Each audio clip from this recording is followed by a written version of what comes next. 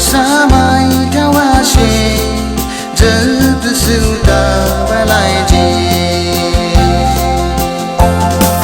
oh she từ từ để khám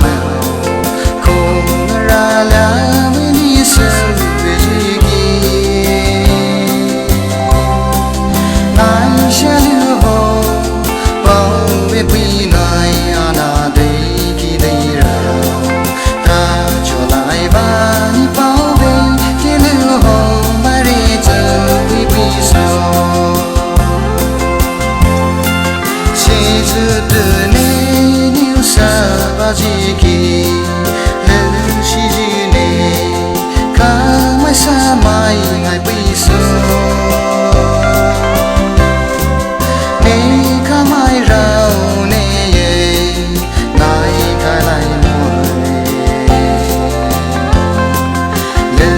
sự đã với anh điều điều vì sự hờ lo oh chỉ giờ để khám không ra là với đi sâu về gì kia nói xa lưu hồ bao về vì nơi ana đây khi đây rồi ta cho lại ba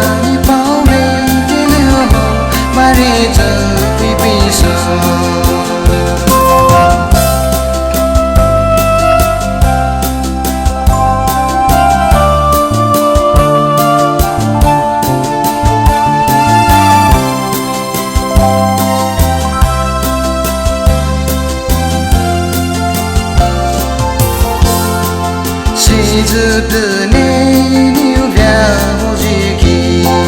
này khám ai này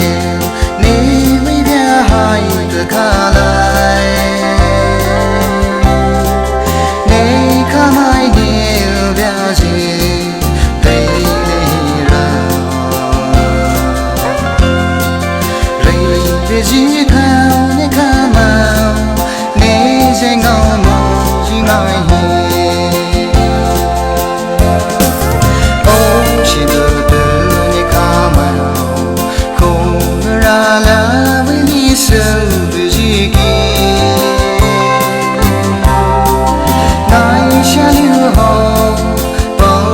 quy nơi ana